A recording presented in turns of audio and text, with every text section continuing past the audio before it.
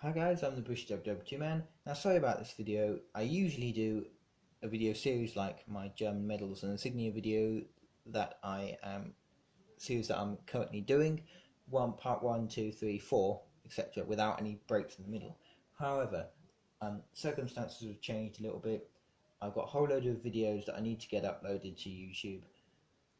And so there's going to be part one of that that's already out, and then there'll be a couple of videos, then part two of that, and then part three, hopefully. So let's just get on with the video. So I've been to a couple of Militaria and antique shops today, and just thought you guys would be interested in seeing what I got. So first off, I got this. This is a Vesta, probably 19th century,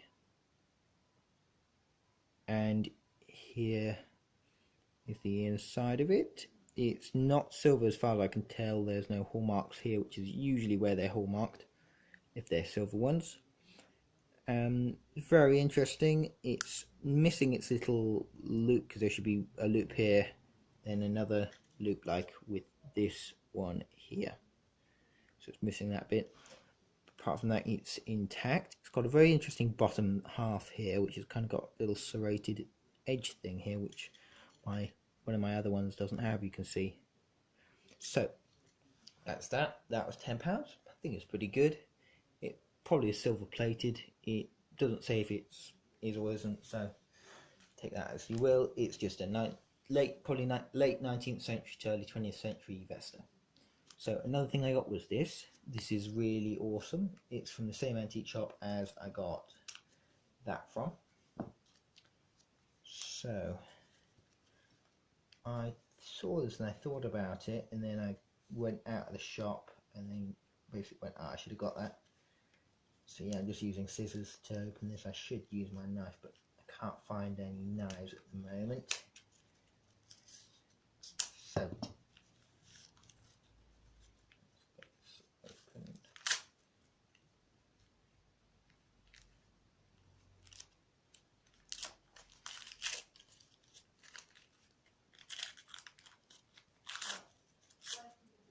So right, this is pretty awesome.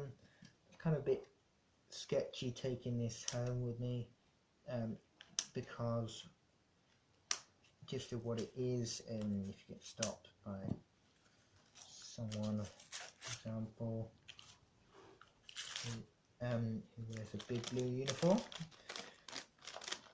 you do not want them to think you're up to no good.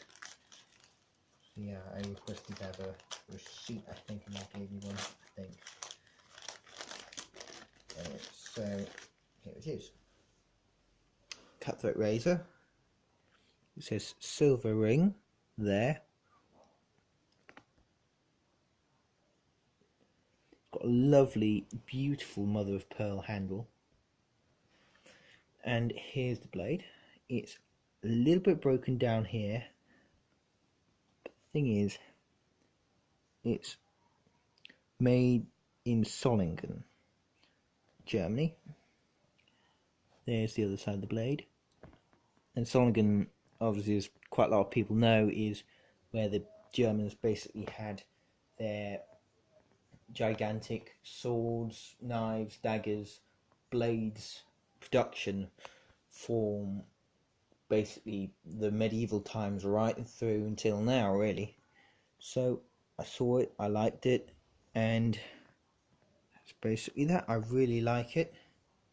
It was £8, not too bad. So yeah, it's probably actually one of the priciest cutthroat razors or straight razors that I've actually purchased, but somewhat. Another new thing, well, this isn't new actually, it's just something that I've managed to restore, is this. It's my universal lighter or trench lighter.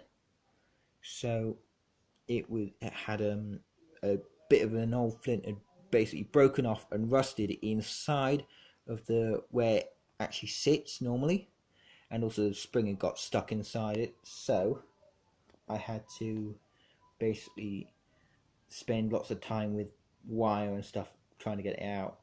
Anyway, I had to do that. Once that was done, I managed to put the actual wick in. I soaked it in lighter fluid a couple of minutes ago, so hopefully you'll see there, quite a large flame.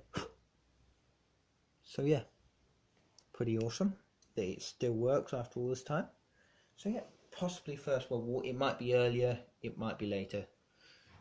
Hey ho, that is that. So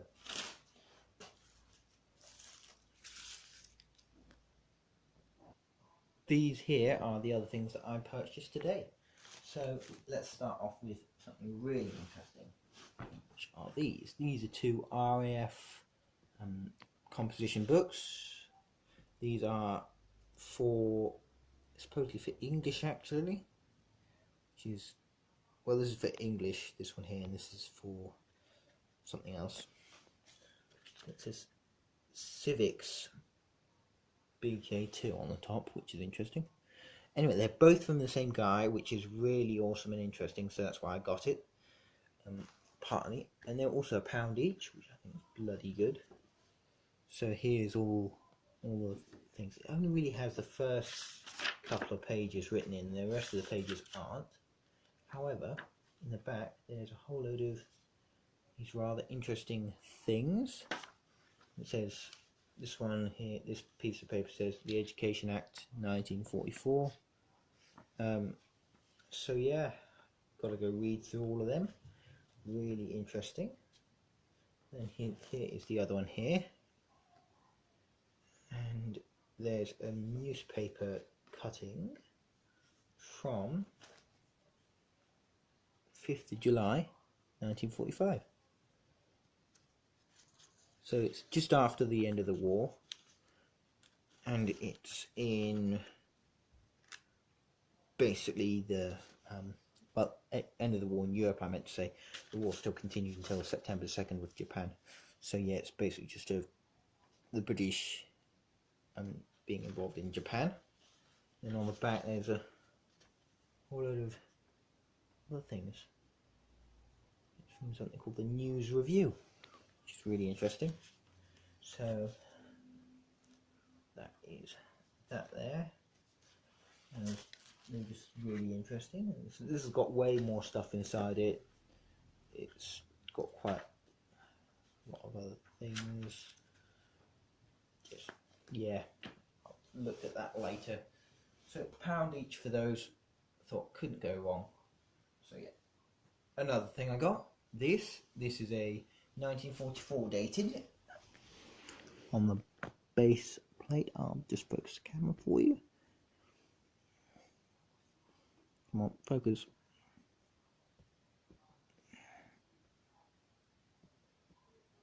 Yep, you see 1944, and it's a 40mm Bofors shell. So pretty awesome. I got it for 12 quid. As you might have seen, the primer is missing, it's been unscrewed or detached. So yeah, that's basically that. 12 quid. Thought why not? I already got a 1944 dated Bofors shell, but I just saw this one, I was like, might as well get another one. I've also got a 1955 dated one as well, might be 1953 dated one, which I got for £1, which had been slightly messed up by someone by turning it into a war art thing. Anyway, another thing I got was these. By the way, they were from the same antique shop that I got the cutthroat razor and the Vesta from. So another new thing I got was this. This here is a pair of binoculars. These are 19th century by the looks of them.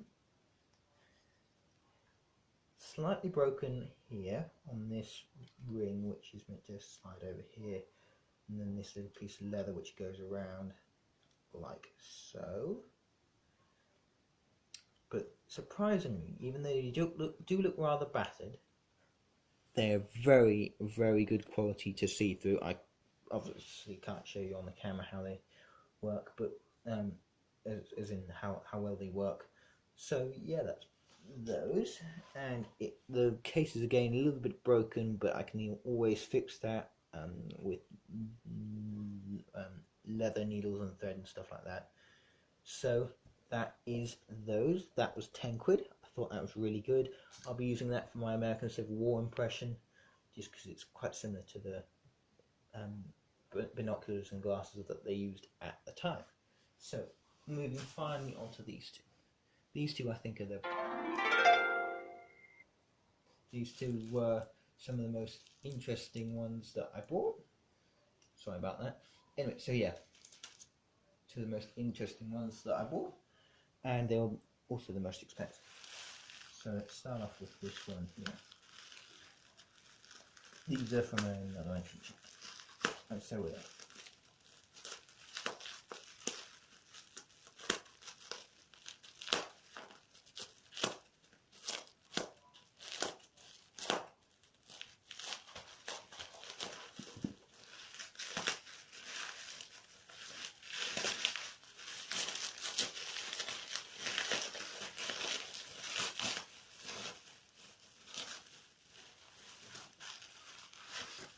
The antique shop I got these from actually, surprisingly, was very expensive. So yeah, this is a Wilkinson sword, 1907 pattern bayonet. So yeah, it's really awesome. It's covered in rust, but I can easily get rid of the rust. 1916 dated, October 1916. If the camera will focus on the tang there. So it's 1907 and then it's 10/16 there. So that is really awesome. It's also made by Wilkinson, the bottom. So I had a choice of this or 1918 one, which I think possibly might have been post-war, just by like a couple of months, but so what. Anyway, the button will work, it just needs a bit of oil as far as I can see. So that is basically that. I shall get on with cleaning that soon. Yeah, and then I'll just need to find a scabbard, or I can make one. Probably more likely gonna have to make one. But anyway, in fact, I found a place that does sell scabbards.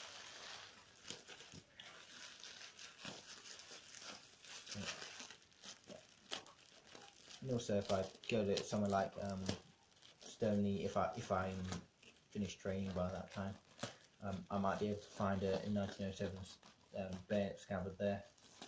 So here is the second one. Oh, by the way, that was £20. I think that's bloody good. So second one here is a Chassepot bayonet. This bayonet was £45, which is quite good. Here's the little label here, £45. So I was like, wow, that's quite good for a Chassepot bayonet, because they're usually about 90 quid. So I checked whether first this part moved, and it does. Bring it a bit closer, see if you can see. So the little button press works. So now just need a Chassepot. Anyway, so yeah, it's got some stampings here. I think it's got a U prefix. If the thing will focus. Yep, U prefix, and it's 10566, I think.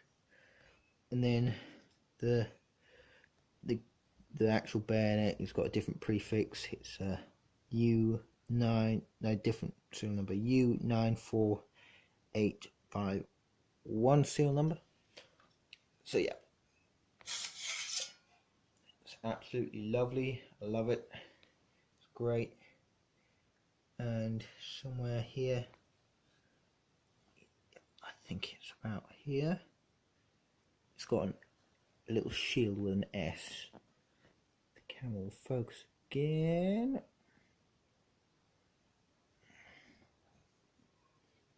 Can you see it? Just above this finger. Sorry about this, it's kind of hard to film. Anyway, so that is that one there. So I was pretty chuffed with when I found both of those. So I got them. And that is basically the end of the video. Hope you guys enjoyed. And comment, subscribe. Bye.